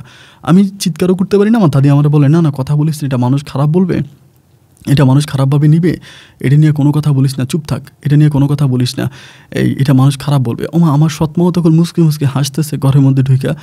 তখন রাকিবের রুমে গিয়া আমার বউ তখন ঘরের দরজা লাগাই দিছে। ফজর পর্যন্ত আমার শরীরে রক্তগুলো টকবক টকবক টকবক করতেছে। ফজরে আজান দিছে, তারা তখন দরজা খোলে না। আমার সৎমা এই ঘটনা করছে কি মোটামুটি সবারই জানাই দিছে। সকাল হওয়ার সাথে সাথে বাড়ির অন্য যে মহিলাগুলো হয় না, সবার কাছে বলেছে দেখেন এই ঘটনা। এতদিন তো সাথীর আম্মা সাফিয়া বলল যে সাথী নাকি রাব্বিরে পছন্দ করে, এজন্য রাব্বিরে বিয়ে করছে। আজকে রাত্রে দেখেন এই মেয়ে নিজেই দৌড়ে গিয়ে আমার ছেলে রাকিবের ঘরে ঢুকা দরজা লাগাইছে, দরজা খোলে না। দরজা লাগাই দিছে, দরজা খোলে না। এবার সবাই বলতেছে কিরে দরজা খোলে না কেন? সবাই যা দরজা ধাক্কাইতেছে, এই দরজা খুললো, দরজা খোলে না। এই মুহূর্তের মধ্যে এটা পুরো বাড়ির মানুষ জেনে গেছে, পুরো বাড়ির মানুষ জানছে। জানার পরে ধাক্কাধাক্কির এক পর্যায়ে তখন রাকিব এসে দরজা খুলছে। দরজা খোলার পরে আমার দাদি তখন ঘরে ঢুকছে, ঢুকে বলতেছে ওমা এই সাথী তো অজ্ঞান হয়ে আছে। তখন পানিটা নিয়ে আনা হলো, সাথীর জ্ঞান ফিরাইলো। সাথীর জ্ঞান ফিরানোর পরে সাথী ডিরেক্টলি বলতেছে আমি রাকিবের সাথে থাকবো, আমি রাব্বির সাথে থাকবো না, আমি ওর সাথে সংসার করবো না, আমি ওরে ডিভোর্স করে দিব, এরকম করে বলতেছে। তাই সবাই বলতেছে এটা কী ধরনের কথা, হঠাৎ করে এরকম পরিবর্তনটা কেন হয়ে গেল, কী কারণে এরকম পরিবর্তনটা হইলো, এটা আমরা কেউ বুঝতে পারি না। আমরা কেউ বুঝতে পারি যে এরকমটা কেন করতেছে। ও তখন ডিরেক্টলি বলে যে আমি রাকিবরে বিয়ে করব, আমি রাকিবের সাথে থাকবো, আমি রাব্বির সাথে থাকবো না। আর বাড়িরও সবাই বলতেছে যে যেহেতু একটা রাত পুরোটা রাতে ও একজন যুবতী মেয়ে এবং বউ, ও যেহেতু রাকিবের সাথে পুরোটা রাত থাকছে, তাহলে আইনত এবং কোরআন হাদিস অনুযায়ী রাকিব ওকে বিয়ে করতে হবে, অন্যকে বিয়ে করতে পারবে না। একটা কাজ করেন, আজকের মধ্যে রাব্বির কাছ থেকে সরাইয়া ওরা রাকিবের সাথে বিয়ে দিয়ে দেন। আমি তখন কি বলবো, কারে কি বলবো না আমি বুঝতে পারতেছি না যে কী এগুলো কী হচ্ছে আমার সাথে। আমার সাথে এই ধরনের ঘটনা কেন ঘটতেছে, কেন আমার সাথে এগুলো হচ্ছে আমি কিছুই বুঝতে পারি না। আমি সবার মুখের দিকে তাকিয়ে থাকি এবং সবাই তখন এই রাকিবের সাথে বিয়ে করাই দেয়, সাথীর বিয়ে পড়াই দেয়, আমার কাছ থেকে সাথী ডিভোর্স করাই দেয় এবং একই ঘরের ভিতরে তখন রাকিব আর সাথী একসাথে থাকতেছে। তখন নিজের ভিতরে অনেক খারাপ লাগে, কাজ করে কি এরকম এক ঘরের মধ্যে থাকতেছে, কি কারণে থাকতেছে। আমার তখন খুব খারাপ, তখন আর বাড়িতে থাকি না। আমি যখন আমার পাশের বাড়িতে আমার এক বন্ধু আছে, আমি ওর বাড়িতে থাকি, ওদের বাড়িতে থাকি, মাঠে ঘাটে কাজ করে, বাড়িতেও আসি না, কোনো খোঁজ খবরও নেই না। বাড়ির সাথে আমার পুরোপুরি সম্পর্ক আমি তখন আলাদা করে দিছি, পুরো সম্পর্ক আলাদা। আমি ছোটো ভাইয়ের সাথে কথা কই না, দাদির সাথেও কথা কই না, মার সাথেও কথা কই না। মাঠে ঘাটে কাজ করি, ওইখানে থাকি, ফসল বিক্রি করি, ফসল বিক্রি করে টাকা আমার কাছে। এমন করে সময়গুলো কাটতে কাটতে প্রায় 3 মাসের মতো কেটে যায়। 3 মাস ওই সাথী ওর সংসার করে, রাকিবের সংসার করে। 3 মাস পরে আমি হঠাৎ করে মানুষের মাধ্যমে শুনতে পাই, আমি তো ওই বাড়ির দিকে যাই না, মানুষের মাধ্যমে শুনতে পাই যে সাথী নাকি পাগল হয়ে গেছে, আবার আগের মতো হয়ে গেছে। আগে যেরকম পাগলামি করতো আবার আগের মতো পাগলামি করে, খুব একটা কারোর সাথে কথা বলে না, কাউকে দেখলে মারতে যায়, ওইটা আবার আগের মতো পাগলামি শুরু করছে। তো কেনই পাগলামি করতেছে এটা কেউ বুঝতে পারে না। এরকম ঘুরতে ঘুরতে সাথী একটা সময় কাপড় ছাড়া বাড়ি থেকে বেরিয়ে যাইতো, কাপড় ছাড়া দৌড়াইতো, খুব খারাপ অবস্থা হয়ে যায়। অ্যান্ড একটা পর্যায়ে রাকিব এবং আমার আমার মা মিলে তখন কী করলো, এই সাথীর উপর আবার অত্যাচার শুরু করলো। অত্যাচার শুরু করার পরে সাফিয়া খালা তখন সাথীরা আমাদের বাড়ি থেকে নিয়ে আসলো। আমাদের বাড়ি থেকে নিয়ে উনি ওনার মতো করে আবার মেয়ের চিকিৎসা করতে শুরু করছে, শেফা করতে শুরু করছে। এবং রাকিব তখন করলো কি রাগ করে, ওর উপরে রাগ করে, আর সাথীর সাথে ওদের আর কোনো সম্পর্ক নাই। সাথী তখন ওর মায়ের কাছে আছে, সাফিয়া খালার কাছে আছে। এরকম করে ওই আগে যে কবিরাজের চিকিৎসাটা করছিল ওই কবিরাজের কাছে ওরা আবারও নিয়ে যায়, সাথীরে ওই কবিরাজটার কাছে আবারও নিয়ে যায়। এবং নিয়ে যাওয়ার পরে ওই কবিরাজ তখন সাথী চিকিৎসা করে ওই কবিরাজ নাকি সাথীর আম্মাকে সাফিয়া খালারে কী বলে, সাফিয়া খালা একদিন আমারে ডাকে আমারে বলে রাব্বিরে তোরা আমার কিছু কথা বলার আছে, কীভাবে বলবো আমি তো বুঝতে পারতেছি না, এখন তো বলতে খুব খারাপ লাগতেছে। ওই সময় কিন্তু সাথী আস্তে আস্তে করে ভালো হচ্ছে, অনেক অংশে আস্তে আস্তে করে ভালো হচ্ছে, অনেকটাই ভালো হচ্ছে। তো হওয়ার পরে সাফিয়া খালা তখন আমার বলতেছে, আমার মেয়ে সাফিয়া তো আমার মেয়ে হচ্ছে সাথীর তো কোনো দোষ নাই, সব দোষ তো তোর সৎ ভাইয়ের আর তোর সৎ মায়ের। আমি তখন বললাম, কি আমার সৎ ভাইয়ের সৎ মায়ের কী দোষ? বলে, তুই জানোস, তুই হুজুরের সাথে কথা বললে বুঝতে পারবি, তুই হুজুরের সাথে গিয়া কথা বল। আমি তখন বললাম, হুজুরের সাথে গিয়া কথা বলবো মানে হুজুরের সাথে কথা বললে কী হবে? উনি আমার বলে, মূলত আমার সাথীরে তোর সৎ মা আর তোর সৎ ভাই মিলে তাবিজ করছে, 14টা তাবিজ করছে, এবং তাবিজ করে আমার মেয়েটারে পাগল বানাই দিছে, এবং মেয়েটারে তাবিজ করেই ওই রাকিবরে বিয়ে করছে। এবং বিয়ে করার পরে লাস্ট পর্যন্ত ওই তাবিজের দখল আমার মেয়েটা নিতে পারে নাই। তাবিজের দখলটা নিতে না পেরে আমার মেয়েটা পাগল হয়ে গেছে, অ্যান্ড পাগল হয়ে যাওয়ার পর আমার মেয়েটা তারা ছেড়ে দিছে। তাই আমি বললাম যে আমার তো জিনিসটা সন্দেহ লাগছে, কিন্তু আমার দাদি বলে এরকম কিছু হয় নাই। উনি বলেছেন না। আমি তখন সাফিয়া খালার কথা বিশ্বাস না করে কবিরাজের কাছে যাই, এবং কবিরাজের সাথে আলোচনা করার পরে, কবিরাজ তো আমাকে খুব ভালোবাসে, যেহেতু আমার আব্বাকে চিনে, আমার আব্বার বন্ধু ছিল, তিনি তখন আমাকে বলে যে হ্যাঁ, তোমার আম্মা তোমার সৎ ভাই ওরা তাবিজ করছে, ওরে জিন চালান করছে, এবং ও তখন পাগল হয়ে গেছে, যার জন্য এরকম হয়েছে, কিন্তু এখন ভালো হয়ে যাবে। তাবিজ তোমার যা আছে আমি সব কিছু কাটাই দিছি, কোনো কিছু নাই, ও ভালো হয়ে যাবে। এরকম করতে করতে ও তখন মোটামুটি অনেকটাই ভালো হয়ে যায়, মানে সাথী পুরোপুরি ভালো হয়। ভালো হয়ে যাওয়ার পরে এবার আমি সিদ্ধান্ত নিলাম যে আমি সাথীর বিয়ে করব। এবং সাথীর যখন আমি বিয়ে করবো, এই মধ্যে আমার ভাই রাকিব কিন্তু পাগলামি শুরু করছে যে হ্যাঁ, সাথী ভালো হয়েছে, সাথীর আবার ঘরে নেবো, কারণ সাথীর সাথে তোর সারাসারি হয় নাই, সারাসারি যেহেতু হয় নাই, ও সাথীর আবার ঘরে নিয়ে যাইব। এবার সাথী বলতেছে, আমি তোর ডিভোর্স করে দেবো, আমি তোর সাথে থাকবো না, আমি তোর ডিভোর্স করবো। আমার সৎমাও তখন আমার পক্ষে, মানে আমার কথা, আমার দাদির কথায়, কিন্তু রাকিব তখন আর মানে কারো কথা শোনে না। রাকিব তখন প্রচুর পাগলামি শুরু করছে যে না, আমার ওরে আনাই লাগবো। রাকিব তখন হাত কাটে, মানে প্রচুর পাগলামি করে, হাত কাটে, তারপরে বিষ খাইতে যায়, ওর সাথীরে লাগবো, সাথীর নিয়ে সংসার করব। কিন্তু সাথী তখন ওই সময় এক কথায়, সাথী আর ওই ঘরেও যাবে না, ওই ঘরেও থাকবে না, সাথী আমারে বিয়ে করে আমি যাতে ঘর জামে চলে আসি সাথীদের বাড়িতে, মানে সাফিয়া খালা বাড়িতে আমি যেন ঘর জামে চলে আসি। তো আমার কথা হচ্ছে, আমি তো ঘর জামে যাবোই, সমস্যা না, আমি তো ঘর জামে যাবো, আমি তো ঘর জামে যেতে রাজি আছি, আমি থাকবো এখানে, সাফিয়া খালার সাথে থাকবো, যেহেতু আমার কেউই নেই। অ্যান্ড ওই সময় আমার দাদিও খুব অসুস্থ হয়ে গেছে, অনেক অসুস্থ দাদি। না, এবার রাকিবরে কেউ ধরে রাখতে পারতেছে না। রাকিব এমন পরিমাণের পাগলামি করতেছে, মানে এটা ওইটা, ও বিভিন্ন তাবিজ কবজ হুজুর, মানে যা পাগলামি করতেছে, কিন্তু কোনোটাই সাফিয়ার কাছ সাথীর কাছ পর্যন্ত কিন্তু যেতে পারে না, সাথীর কাছে যেতে পারে না। বাইরে থেকে এই ধরনের হুজুর আনে, কবিরা জানে, তাবিজ কবজ, মানে অনেক কিছুই করতেছে। এইভাবে সময়গুলো কাটতে কাটতে একটা পর্যায়ে আমি তখন ভাবলাম সাথীরে বিয়ে করব। সাথীরে বিয়ে করার জন্য আমি তখন সবার সাথে কথা বলতেছি। এরই মাঝে হঠাৎ করে আমাদের এলাকার, মানে এটা কি আসলে রাকিবের চালাকি ছিল না কি ছিল আমি জানি না, এলাকার লোকজনে তখন আমার বিপক্ষে চলে গেছে। সবাই মিলে বলতেছে, তোরা দুই ভাই মিলে এগুলো কী শুরু করছিস? এক মেয়েরে কখনো তুই বিয়ে করিস, কখনো তোর ভাই বিয়ে করে, এটা কী ধরনের কথা? আমরা তো সমাজ নিয়ে বাঁচি, আমরা তো একটা সমাজের মধ্যে আছি, আমাদের সমাজের তো একটা নিয়ম কারণ আছে, একটা আইনের মধ্যে আমরা বসবাস করি। তো যেহেতু বড় ভাইয়ের বউরে ছোটো ভাই বিয়ে করতে পারে, এটা ঠিক আছে, কিন্তু ছোটো ভাইয়ের বউরে তো বড় ভাই বিয়ে করতে পারে না। আমি বললাম, মানি? ওনারা আমাকে বলতেছে যে তুই এখন আর সাথীর বিয়ে করতে পারবি না, সাথীর বিয়ে যদি এখন হয় তাহলে রাকিবের সাথে হবে, তোর সাথে হবে না। কারণ রাকিব সাথীর বিয়ে করতে পারছে এই কারণে যে রাকিব হয় তোর বউর সম্পর্কে দেওর এবং ভাবি বিয়ে করতে পারে, কিন্তু বাসুর আর ছোটো ভাইয়ের বউ তো কখনো বিয়ে হতে পারে না, সুতরাং তুই বিয়ে করতে পারবি না। এটা গ্রামের মানুষ তখন আমাকে একটা পেঁচ দিয়ে ধরছে। আমি বললাম যে ওটা তো আমি আগে বিয়ে করছি, আগের কথা বাদ। ওনারা বলে তুই আগে বিয়ে করছিস, আগের কথা বাদ, তোর ছোটো ভাই বিয়ে করার পরে আর তুই বিয়ে করতে পারবি না, এবার আমার কাছে বিয়ে দেবে না। মানে প্রচণ্ড রকমের সাথী তখন পাগলামি করতেছে যে না, আমি ওরে বিয়ে করব, আমি যদি বিয়ে করতেই হয় আমি রাব্বিরই বিয়ে করবো, আমি রাকিবরি বিয়ে করবো না। গ্রামবাসী তখন প্রচুর চাপ দিছে, সাফিয়া খালারও চাপ দিছে, আমাদের পরিবারও চাপ দিছে, গ্রামের সর্দার মাতবর মেম্বার যারা আছে সবাই মিলে তখন খেপে গেছে যে না, এই ধরনের নষ্টামি গ্রামের হতে দেওয়া যাবে না। এবার জোরপূর্বক সাথীর সাথে মানে রাকিবের বিয়ে দিবে, তারা পরিকল্পনা করে ফেলছে, কথাবার্তা বলে ফেলছে।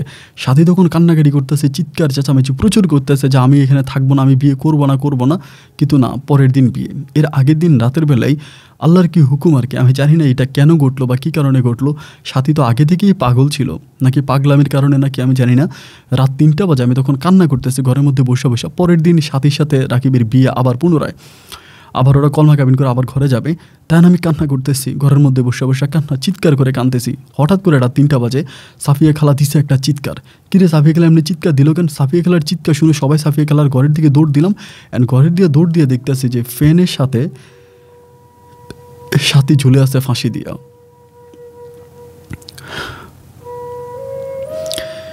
এই দৃশ্য দেখার পরে মানে আমি আর নিজেকে ধরে রাখতে পারলাম না, কি এটা কী হইলো। ও ফাঁসি কেন দিল? ও ফাঁসি দেওয়ার মতো কিন্তু তেমন কিছু ঘটেও নাই। ঠিক আছে, ও রাকিবে তো আগেও বিয়ে করছে, এখনও সবাই কাছে বলছে রাকিব বিয়ে করবে না, সবাই একরকম জোর করে ওরা রাকিবকে বিয়ে করাইতে চাচ্ছে। তাহলে কি সবার জোরের কারণেও ফাঁসি দিল, নাকি কেন ফাঁসি দিল বুঝতে পারলাম না। ফাঁসি দিয়ে মারা গেছে। মারা যাওয়ার পরে থানা থেকে তখন পুলিশ খবর দেওয়া হয়। থানার পুলিশ আসার আগে গ্রামের সবাই তখন বলতেছে, দেখেন গ্রামের সবাই মিলে তো একটা সিদ্ধান্ত নেওয়া হয়েছে, আপনারা সবাই বললেন যে ওর ব্রেনে সমস্যা ছিল এবং ব্রেনে সমস্যা থাকার কারণে ও ফাঁসি দিয়ে মারা গেছে। এটা গ্রামের কেউ তাকে বিয়ে দেওয়ার জন্য ফোর্স করছে বা এটা ওইটা কেউ বললেন না। তখন গ্রামের সব মানুষ একসাথে হয়ে গেল। পুলিশ আসলো, আইসা বললো কী হয়েছে, কেন মারা গেল? বললো ওর মানসিক সমস্যা ছিল, মানসিক রোগী ছিল, এভাবে আগেই সমস্যা ছিল, তাই না মারা গেল। তাই পুলিশ তখন লাশ পোস্টমর্টমের জন্য নিয়ে গেল এবং লাশ ফিরেও দিল। দেওয়ার পরে সাথীর তখন দাফন হয়ে যাবে। আমরা প্রায় রাত ইয়ের দিকে প্রায় 4:30-5টার দিকে সাথীকে তখন দাফন কাফন করি। সাথী মারা যাওয়ার পরে ওর লাশ দাফন কাফন করা হয়, যেহেতু আত্মহত্যা করে মারা গেছে। তারপর আমাদের গ্রামের মানুষ, যেহেতু মেয়েটা অসহায় ছিল, ঠিকানা জানা ছিল না, তো যার জন্য সবাই মিলে মোটামুটি মানে করেই পরেই আপনার এই জানাজা দিয়ে ওকে দাফন কাফন করা হয়, কবরস্থানে মাটি দেওয়া হয়। তো মাটি দেওয়ার পরে ওই রাতেই মানে রাকিব প্রচুর পরিমাণে চিৎকার করতেছে, নিজের শরীর নিজে পিটাইতেছে। এবং যেদিন মাটি দিল তার পরের দিন রাকিবরে কেউ ধরে রাখতে পারতেছে না। ও এটা চাবাই খাইতেছে, ওইটা কামড়াইতেছে, মানে কী জানি কী করতেছে বলা যায় না। এবং যেদিন সাথে মারা গেল ওই দিন রাতে, এর পরের দিন এবং এর পরের দিন রাতের বেলায় আমি রাতে স্বপ্ন দেখতে আসি। মানে আমি এটা শুধু আমিই দেখছি, আমি জানি না কেউ বিশ্বাস করবে কিনা, আমার আল্লাহ সাক্ষী। আমি স্বপ্নে দেখতেছি এরকম যে সাথীরই কে জানি মানে চাবায়া মানে ওর কামড়াইতে আসে ওরকম, মানে অনেকগুলো কুকুর টুকুর এরকম, এগুলোর মধ্যে মানুষও আছে, ওরা কামড়াইতে আসে, ও দৌড়াইতেছে, চিৎকার করতেছে, আমার বাচ্চা আমার কামড়াইতে আসে ওরকম শব্দ করতেছে। ওরকমটা মনে আমি চোখের সামনে, হঠাৎ করে ঘুমটা ভেঙে গেল। ঘুমটা ভেঙে যাওয়ার পরে এর কবরস্থানে দিকে তখন কুকুর ডাকতেছে, কুকুর প্রচুর ডাকতেছে কবরস্থানে। মধ্যরাত তখন, প্রায় একেবারে মধ্যরাতের কাছাকাছি কবরস্থানে কুকুর ডাকতেছে। মানে ঘটনা কি, আবার এরকম একটা স্বপ্ন দেখলাম যে ওরা কুকুরে কামড়াইতেছে। আমার কাছে মনে হলো লাশটা মনে হয় কুকুর উঠাই ফেলছে, হয় না যেরকম লাশ মাটি দেওয়ার পরে কুকুর উঠাই ফেলে, মনে হয় লাশটারে কুকুর উঠাই ফেলছে। কুকুর উঠে মনে কুকুর কামড়াকামড়ি শুরু করছে লাশ খাওয়ার জন্য। টর্চলাইটটা হাতে নিয়ে দৌড়ে আমি তখন কবরস্থানে দিয়ে গেলাম। কবরস্থানের ভিতরে টর্চলাইট টিপ দিয়ে ভাই দেখতেছি আমার ছোট ভাই রাকিব এই দাফনের কাপড় সরাইয়া সাথীর সাথে কি জানি করতেছে। আমার তখন মনে হয়েও সাথীর সাথে অবৈধ কাজ করতেছে, যে তোর বউরে ভালোবাসছে, হয়তো মৃত নারীর সাথেও খারাপ সম্পর্ক করতেছে। আমি তখন দিলাম চিৎকার দেওয়ার লগে আমাদের বাড়ির সব মানুষ তখন একসাথে উঠে আসলো, দৌড়ে সবাই তখন কবরস্থানে গেলাম। গিয়ে দেখতেছি সাথীর হাতের প্রায় 2-3 জায়গায় ও কামড় দিয়ে খাইতে আছে এবং ওর মুখের ভিতরে সাথীর শরীরের মাংস। সবাই মিলে তখন ওরা ধরে আস্তাগফিরুল্লাহ বলতে শুরু করে। তখন হুজুর ডাকার মসজিদের হুজুর ডেকে আবারও দোয়া পড়ে সাথীকে তখন খুব কষ্ট করে আবারও দাফন করা হয় সেই জায়গায়। এবং সেই মুহূর্তের পর থেকে রাকিব পাগল, মানে পাগল যে এমন পাগল, ওরে শিকল দিয়ে বাইদা রাখা যায় না। আজকে 1 দিন 2 দিন না, প্রায় 9 বৎসরের মতো রাকিব পাগল। এবং এই 9 বৎসরে 8-9 বৎসরের মতো হবেও পাগল। ওরে কেউ শিকল দিয়েও বেঁধে রাখতে পারে না। ল্যাংটা হইয়া রাস্তায় কয়েকদিন চলাফেরা করছে, এখন বাইদা রাখছে। আমার দাদি মারা গেছে, আমার মা আছে, পরিশেষে আমাকে সাফিয়ার মা আরেকটা বিয়ে করায়। সাফিয়ার মা মানে আমার শাশুড়ি, তিনি আমাকে আরেকটা বিয়ে করায়।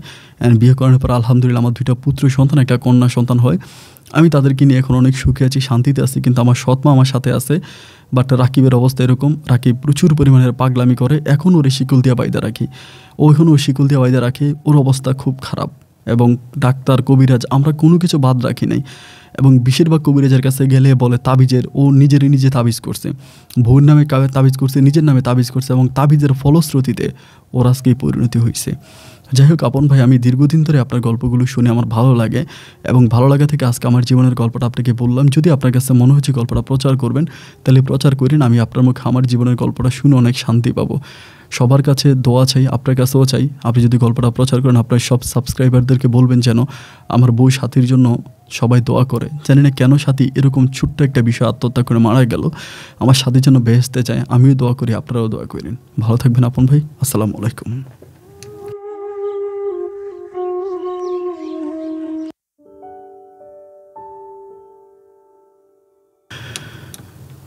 প্রিয় বন্ধুগণ, সবাইকে অনেক বেশি ধন্যবাদ আমাদের দিনাজপুরের ভাই মোহাম্মদ রাব্বির জীবনের বাস্তবিক গল্পটা শুরু থেকে শেষ অবধি আমার মুখ থেকে শোনার জন্য। গল্পটা আসলেই একটু অন্যরকম গল্প ছিল। গল্পটা প্রচার করে, গল্পটা পড়ে আমার নিজের কাছে অনেক ভালো লেগেছে। তো সাথীর মৃত্যুটা সত্যি একটা অন্যরকম মৃত্যু ছিল। আমার কাছে যেটা মনে হয় যে রাকিবের সাথে পুনরায় জোর করে বিয়ে দেওয়ার জন্যই সম্ভবত সাথে মানে আত্মহত্যার পথটা বেছে নেয়। আমি জানি না কেন মারা গেছে। তো যেহেতু আজকে এর থেকে 7-8 বছর আগের ঘটনা, আল্লাহই জানে কেন সে চলে গেল।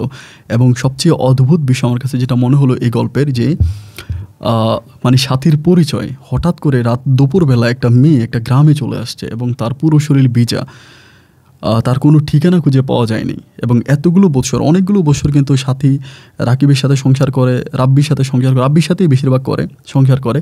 কিন্তু এই সময়গুলোতে এরকম একটা যুবতী মেয়ে হারিয়ে গেল, তার কোনো নিউজ পাওয়া গেল না, কোনো খবর পাওয়া গেল না কোত্থেকে আসছে।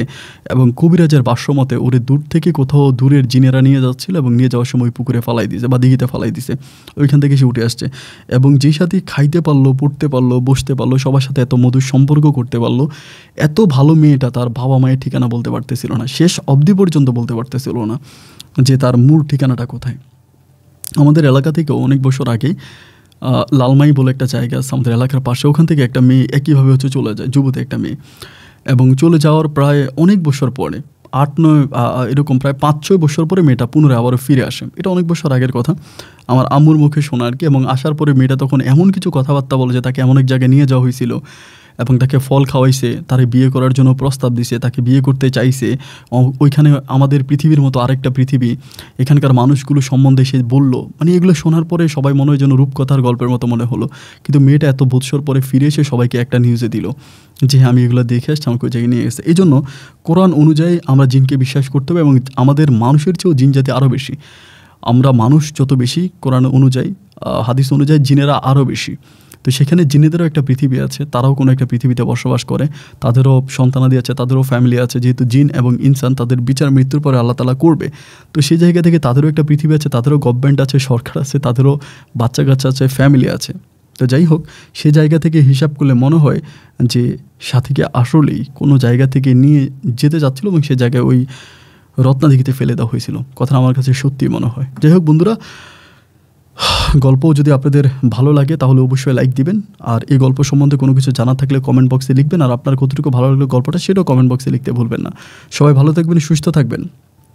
হ্যাঁ, এই শুভকামনায় আজকের মতো আমি আপনার এখানেই বিদায় নিচ্ছি। দেখা হবে অন্যদিন অন্য কারো বাস্তব জীবনের গল্প নিয়ে। আল্লাহ হাফেজ অ্যান্ড আসসালামু আলাইকুম।